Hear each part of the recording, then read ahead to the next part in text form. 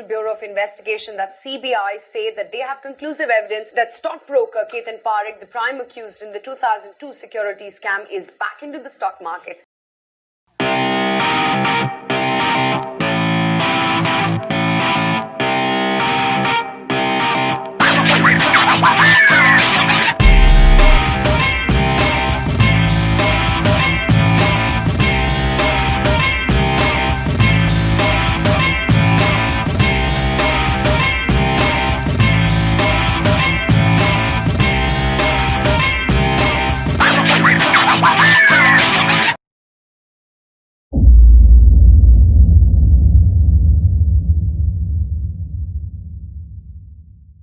Nineties में जब हर्षद अपना लेविश लाइफस्टाइल जी रहा था, बहुत लोग उससे इंस्पायर हो रहे थे। एक दिन लाइव टेलीकास्ट हो रहा था जिसमें हर्षद एक जू में जाता है और बियर्स को पीनट्स और चने डाल कर आता है। ये सब वो मार्केट के बियर्स को विजिट करने के लिए कर रहा था। उस वक्त बीएससी टावर में एक जगह बेयर कार्टेल परेशान हो रहे थे कि हर्षद के बुलरन को कैसे रोका जाए, और दूसरी जगह केतन पारेख जो एक चार्टर्ड अकाउंटेंट था, अपना फैमिली बिजनेस एनएस सिक्योरिटीज जो कि एक स्टॉक ब्रोकिंग फर्म थी वो चला रहा था। और हर्षद बहुत ही इंस्पायर हो रहा था और उसके जैसे बनना चाहता था। वो समझ गया था कि अगर मुझे बड़ा खेलना है तो मुझे बड़े लोगों की तरह सोचना पड़ेगा और उनके साथ काम करना पड़ेगा।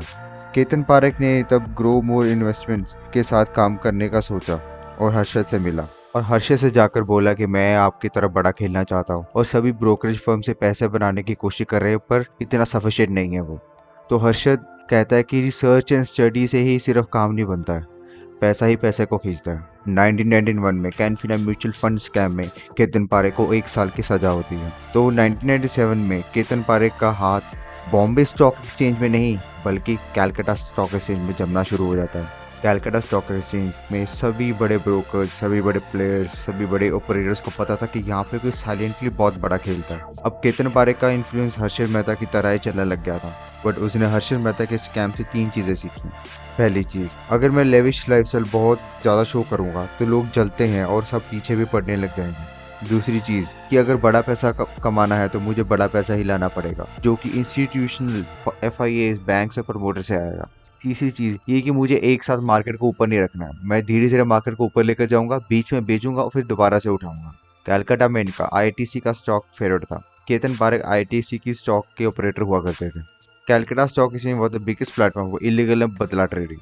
आजकल के टाइम में जितने भी बड़े सक्सेसफुल ट्रेडर्स हैं जो कहते हैं कि हम इस मार्केट में 15-20 साल से हैं, उन्होंने कहीं ना कहीं इलीगल ट्रेडिंग की है। उसके बाद अचानक से एक र्यूमर फैला दिया जाता है बेयर कार्टेल के द्वारा केतन पारेख ने सुसाइड कर लिया है। अब केतन पारेख पहले से डिसाइड कर चुके थे कि वो लोगों के सामने ज्यादा नहीं आएंगे, जिसकी वजह से लोगों को ये लगने लग पड़ा कि ये जो र्यूमर है ये सच है और IITC का स्टॉक बहुत गिरने लग पड़ा। बेयर कार्टेल सक्सेसफुल हो गया था IITC के स्टॉक को गिराने में। धीरे धीरे केतन पारेख ने ये सारे र्यूमर्स क्लियर किए, बट तब तक IITC काफी नीचे गिर चुका था। 1998 में केतन पारेख ACC को ऑपरेट करने लगता है, बट उस टाइम पोखरण न्यूक्लियर टेस्ट की वजह से काफी नेगेटिव न्यूज चल रही थी मार्केट में, और USSR ट्रेड्स की वजह से भी जो पॉलिटिकल बैकग्राउंड पे जो न्यूज आ रही थी वो भी काफी नेगेटिव थी, जिसकी वजह से ACC ट्रेड इनकी वो भी फेल हो गई। ITC और ACC में बहुत बड़ा लॉस हुआ। अब लोगों ने समझ लिया था कि अब केतन का कमबैक नहीं होगा, क्योंकि पहले भी 1991 में जेल गए थे और अब ये इतना बड़ा लॉस हो गया है, और बेयर कार्टेल बहुत ही खुश हो रहा था। बट इसके बाद केतन पारेख का सबसे बड़ा कमबैक होता है। मार्केट में पता लगता है कि केतन मल्टीपल ब्रोकर्स के साथ वापस आ रहा है। वो कुछ स्टॉक्स को टारगेट करता है जैसे कि Zee, Adani, HFCL, DSU software, Cadila healthcare, SL और भी बहुत सारी कंपनीज को हिलाना शुरू कर देता है।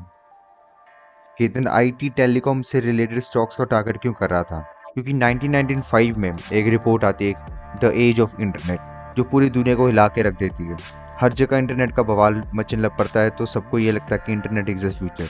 So everybody was excited for the internet and they know कि अगर उनको पैसा कमाना है तो उनको IT स्टॉक्स में इन्वेस्ट करना पड़ेगा। इसी की वजह से केतन IT, मीडिया और टेलीकॉम के स्टॉक से उठा रहा था। ऐसे स्टॉक्स ईयर के स्टार्टिंग में जहां सिर्फ 1000 स्टॉक्स पर डे ट्रेड हो रहे थे, और उसी साल के मई मंथ में 10 से 15 lakh shares per day trade हो रहे थे। इतना बड़ा वॉल्यूम केतन लेकर आ रहा था।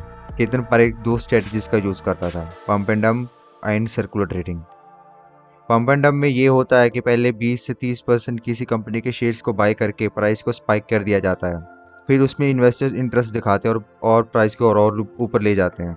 जब प्राइस बहुत ज़्यादा हो जाता है तो केतन पारेख उन स्टॉक्स को डंप कर देता था। और दूसरी सर्कुलर ट्रेडिंग, जिसमें म्यूचुअली नॉन ट्रेडर्स होते हैं जो आपस में ही ट्रेड करते हैं, जिसके वजह से ट्रेडिंग वॉल्यूम बहुत बढ़ने लग पड़ता है। तो जो इन्वेस्टर्स बस ट्रेडिंग वॉल्यूम को कंसीडर करते हैं ज़्यादा, वो इसमें काफ़ी इंटरेस्ट दिखाने लग पड़ते हैं, और जिसकी वजह से वो फिर इन स्टॉक्स को बाय करने लग पड़ते हैं, और उसके वजह से प्राइस काफ़ी ऊपर जाने लग पड़ता है, और बाद में फिर केतन इन स्टॉक्स को बेच देता था। इसको बदला सिस्टम भी कहते हैं। केतन उस टाइम 10 स्टॉक्स पर फोकस कर रहा था: Himachal Futuristic Communications, HFCL, Mukta Arts, Tips, Amitabh Bachchan Corporation, PNC, Penta Media, GTL, Zee Telefilms, Crest Communication और आफ्टेक इन्फोसिस। इनको K10 स्टॉक्स का नाम दे दिया गया क्योंकि इनको केतन पारेख ऑपरेट करता था। केतन पारेख हिमाचल फ्यूचरिस्टिक को 42 रुपीज़ से 2300 रुपीज़ तक लेकर गया। जी का प्राइस 750 से 11,000 रुपीज़ तक लेकर गया, और GTL का प्राइस 85 से 13,100 रुपीज़ तक लेकर गया, और ऐसे ही बाकी स्टॉक्स को भी बढ़ाता चला गया। हर्षद मेहता के रेडी फॉर डील का मिसयूज़ करने के बाद काफ़ी रिस्ट्रिक्शंस आ गए थे, तो केतन पारेख ने पेमेंट ऑर्डर इंस्ट्रूमेंट का यूज़ करके MMC बैंक से 800 करोड़ और ग्लोबल ट्रस्ट बैंक से 100 करोड़ का लोन लिया। उच्च RBI के अनुसार कोई भी बैंक किसी ब्रोकर को 15 करोड़ से ज़्यादा लोन नहीं दे सकती थी। उसके बावजूद भी इन बैंक ने केतन को इतना बड़ा लोन दिया। पेमेंट ऑर्डर डिमांड ड्राफ्ट की तरह होता है, जिसमें आपको बैंक को पैसे देना होता है और उसके बदले बैंक आपको पे ऑर्डर देती है। केतन पारेख ने MMCB को बिना पैसे दिए 137 करोड़ का पे ऑर्डर लिया था, और वो पे ऑर्डर बैंक ऑफ इंडिया में क्लियरिंग के लिए भेज दिया था। जनरली अगर पे ऑर्डर 2-3 दिन में वापस नहीं आता है तो माना जाता है कि पेमेंट क्लियर है। केतन पारेख के केस में पेमेंट ऑर्डर रिटर्न 2-3 दिन में नहीं बल्कि 11 से 12 दिन में आई थी। तब तक बैंक ऑफ इंडिया अपना पैसा केतन पारेख को ट्रांसफर कर चुकी थी। 137 करोड़ का पेमेंट ऑर्डर जो MMCB ने केतन पारेख को दिया था, उस अमाउंट को MMCB बैंक ऑफ इंडिया को पे नहीं कर पाई, तो RBI ने MMCB को डिफॉल्टर घोषित कर दिया, और फिर बैंक ऑफ इंडिया को 137 करोड़ का लॉस हुआ, जिसकी वजह से बैंक ऑफ इंडिया ने केतन पारेख से 137 करोड़ वापस मांगे। केतन पारेख 7 करोड़ ही वापस दे पाया था, तो बैंक ऑफ इंडिया ने कंप्लेंट फाइल की और CBI ने केतन पारेख को अरेस्ट कर लिया, और फिर केतन पारेख का सारा स्कैम बाहर आया। केतन पारेख 130 करोड़ का अमाउंट इसलिए वापस नहीं दे पाया क्योंकि उस टाइम बेयर कार्टेल मार्केट में बहुत एक्टिव था, और K10 स्टॉक्स को शॉर्ट करने लगे, जिसकी वजह से K10 स्टॉक्स की प्राइस बहुत तेज़ी से नीचे गिरने लग पड़ी थी, और केतन पारेख को काफ़ी लॉस हो रहा था। इसके वजह से वो 130 करोड़ वापस नहीं दे पाया था। इस स्कैम के बाद केतन पारेख को 2017 तक स्टॉक मार्केट से बैन कर दिया था, और 2 साल की सज़ा भी हुई, और इसलिए 2018 में केतन पारेख को 3 साल की सज़ा सुनाई गई। तो ये था केतन पारेख का स्कैम। आई होप कि आपको वीडियो पसंद आई होगी, तो इस वीडियो को लाइक करिए और चैनल को सब्सक्राइब करिए, and thank you for watching.